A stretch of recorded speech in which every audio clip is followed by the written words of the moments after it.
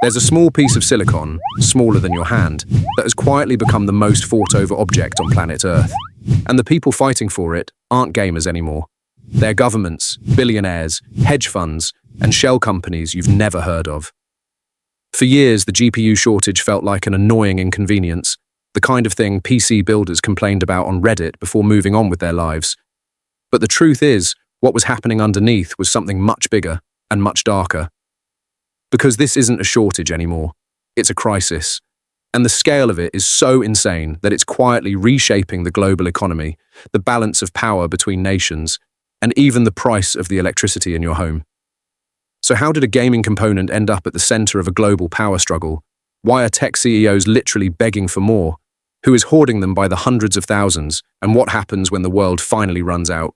Buckle up, because the story of the GPU crisis is going to be a wild ride. To understand how we ended up here, let me take you back to 1999, when a relatively unknown company called NVIDIA released a strange little chip called the GeForce 256 and marketed it with a phrase nobody had heard before: the world's first GPU. At the time, the idea was simple. Graphics cards existed to make video games look prettier, and the GPU was just a faster version of that, designed to render explosions and pixels in parallel rather than one at a time. It was a gaming product, nothing more. For about a decade, that's exactly what GPUs were used for, and NVIDIA grew into a respectable, mid-sized chip company, the kind your dad had never heard of but your nephew worshipped. However, in the background, a small group of researchers had started noticing something strange about these gaming chips. It turns out that the same parallel processing that made GPUs great at rendering Call of Duty also made them ridiculously good at something else entirely: the kind of brutal, repetitive math that powers artificial intelligence.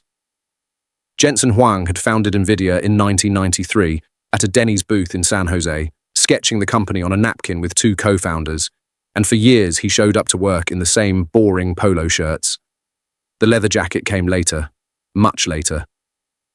But the moment that changed everything came in 2012, when a team of researchers used a pair of consumer NVIDIA GPUs to train an AI model called AlexNet.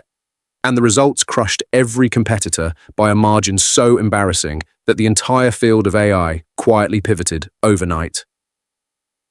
From that moment on, GPUs weren't gaming chips anymore. They were the engine of the future.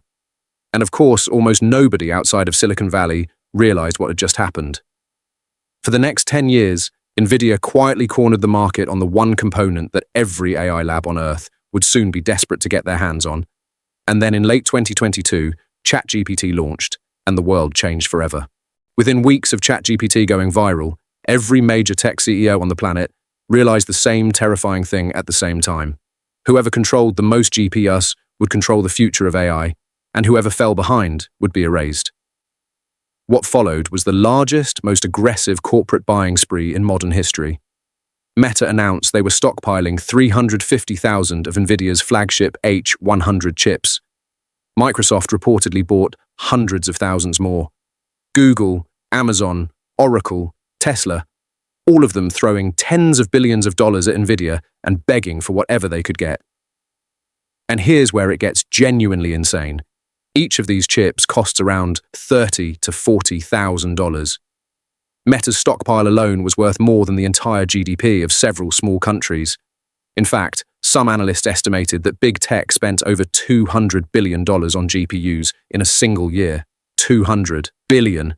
NVIDIA, meanwhile, became the most valuable company on Earth, briefly overtaking Apple and Microsoft. And Jensen Huang transformed from a quiet engineer into a rock star CEO mobbed at conferences like a member of a boy band. Of course, NVIDIA knew exactly what was happening and had known for years. They just hadn't told anyone how much power they were accumulating. However, while Silicon Valley celebrated, something much more sinister was happening in the shadows. Because it turns out that when a piece of silicon becomes more valuable than gold, by weight, the people who show up to buy it aren't always who you'd expect. In October 2022, the United States government did something almost unprecedented. They banned NVIDIA from selling its most powerful chips to China, citing national security and the fear that AI superiority would tip the global balance of power. The Biden administration tightened those rules again in 2023 and again in 2024. Officially, this was meant to choke off China's access to advanced AI hardware. The reality is something else entirely.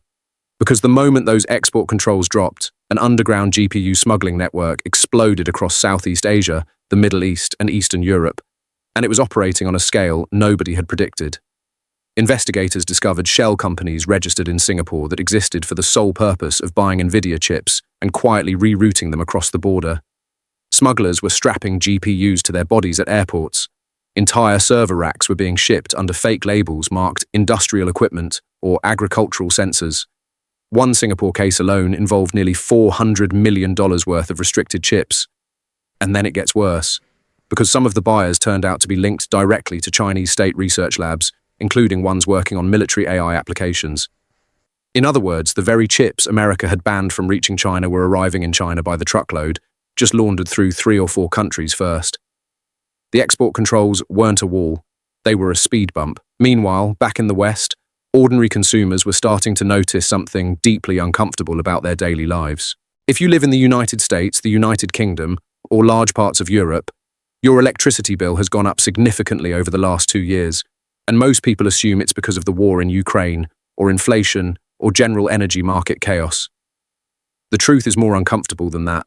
AI data centers, packed wall to wall with the GPUs we've been talking about, consume absolutely staggering amounts of power. A single large training run for a frontier AI model can use as much electricity as a small town uses in a month. And there are thousands of these data centers now, with thousands more being built. It got so extreme that in 2024, Microsoft signed a deal to literally restart the 3 Mile Island nuclear power plant. Yes, the same one famous for America's worst nuclear accident, purely to feed its AI ambitions. Google and Amazon followed with their own nuclear deals shortly after. In small towns across Virginia, Texas, and Arizona, residents have watched their water supplies drained by data center cooling systems, their grids strained to breaking, and their bills rising month after month, all so that companies thousands of miles away can train chatbots. And of course, almost nobody is being told the connection. The real cost of the GPU crisis isn't the price of the cards. It's the energy, the water, the geopolitics, and the quiet transfer of wealth from ordinary households to a handful of trillion-dollar companies. However, even all of this isn't the worst part of the story. There's a question that started circulating quietly through Wall Street, whispered between hedge fund managers and venture capitalists who don't want to be the first to say it out loud. What happens if this entire thing is a bubble?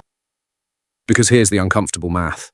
NVIDIA's astronomical revenue depends almost entirely on a tiny handful of customers. Microsoft, Meta, Amazon, Google, and a few others, buying chips at a pace that assumes AI will keep growing exponentially forever. If even one of those companies blinks, the entire tower wobbles. Some analysts have started comparing the current AI infrastructure spend to the fiber optic boom of the late 1990s, when telecom companies laid millions of miles of cable for an internet demand that took another decade to actually materialize. Most of those companies went bankrupt. The cable was still there. They just couldn't pay for it.